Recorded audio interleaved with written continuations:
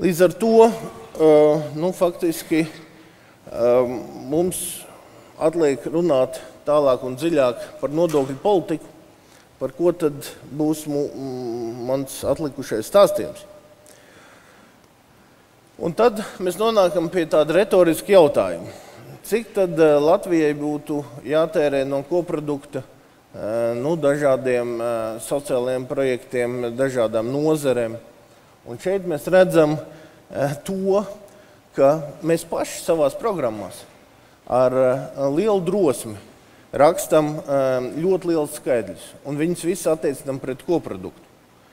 Piemēram, mēs sakam, ka medicīnā 5%, bet būtu labi 7%. Valsts aizsardzībai skaidrs, ka vajag 2%.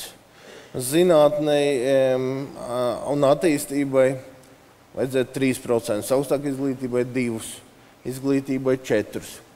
Tad īpaši situācija ir ar sociālo aizsardzību. Tur pašlaik mēs tērējam 14,3% no koprodukta, kas īstenībā ir negatīvais rekords Eiropas Savienībā. Salīdzinājumam Lietuva tērē par procentu vairāk, vidējais Eiropas Savienības procents ir 28%,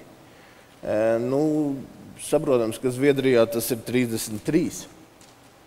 Līdz ar to, saprotot to, ka šis sociālais tīkls daļēji arī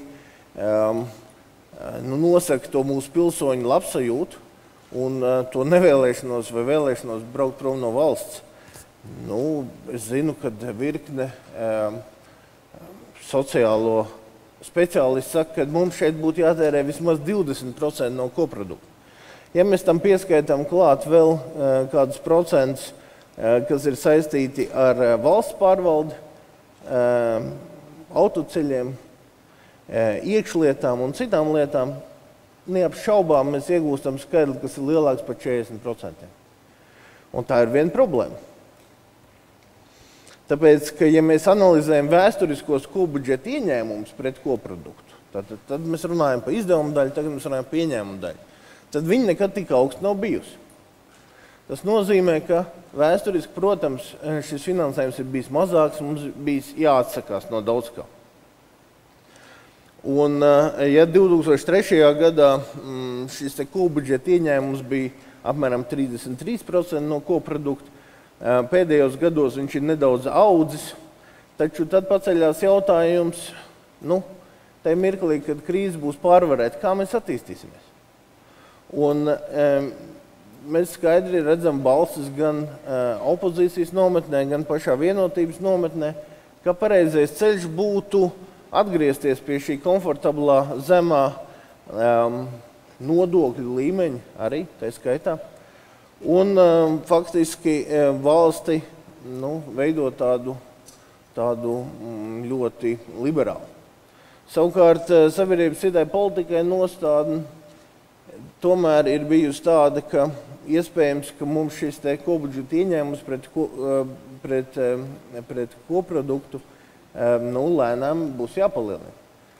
It sevišķi pēc tam, kad valsts būs stabilizējusi savu ekonomiku.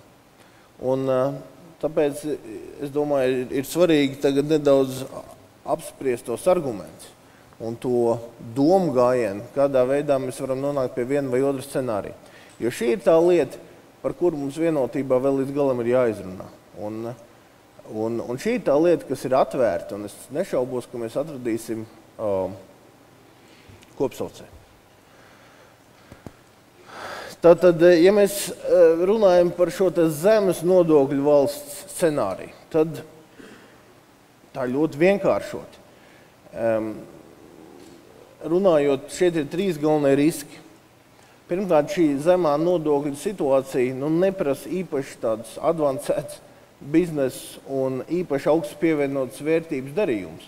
Faktiski vienkārši pārsvarā ar tirdzniecību saistīti un ar kapitāla spekulācijām saistīti darījumi šādas zemes nodokļu valsts situācijā ir pietiekoši iedarbīgi, lai nopelnītu daudz naudas.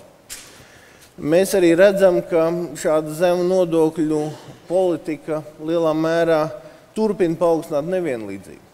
Un ja savā iepriekšējā runā, iepriekšējā kongresā mēs runājām par to, ka mēs esam Eiropas Savienībā 2. vietā pēc nevienlīdzības, tad pēc pēdējiem datiem Gini indeks 2009. Gadā sasniedz 41%, kas ir vienkārši sliktākais rādītājs Eiropā nevienlīdzības kontekstā.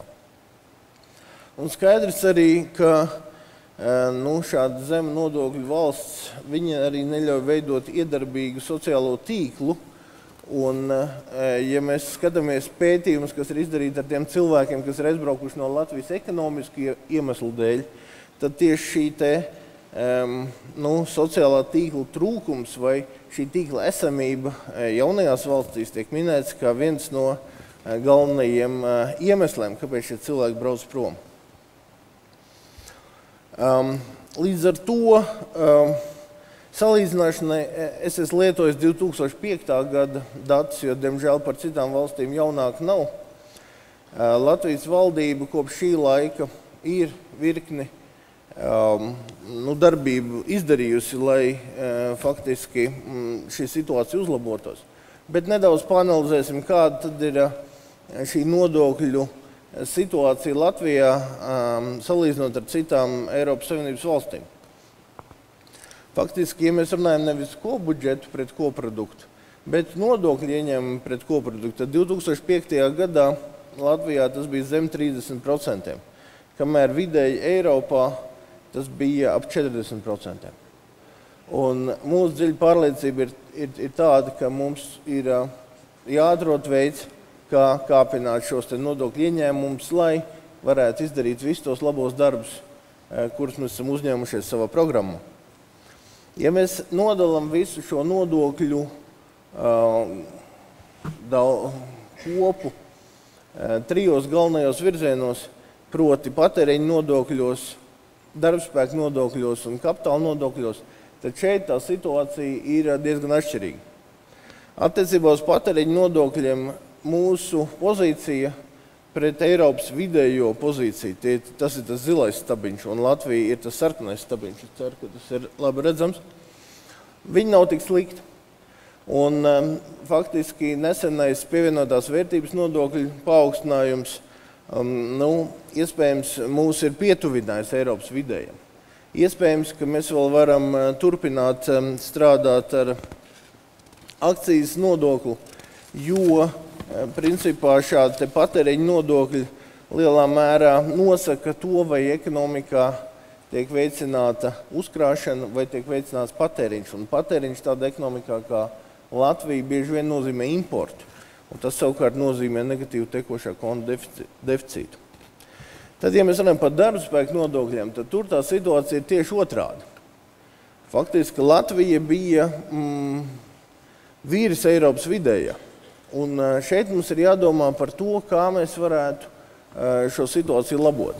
Un ja godīgi, tad kādreiz šie jautājumi ir tie, par kuriem faktiski mēs vienotībā esam vienisprātis. Mēs esam vienojušies par to, ka darbspēka nodokļi ir jāsamazina. Un visdrīzāk, ka tas būs skaidri pateikts arī vienotības programmā.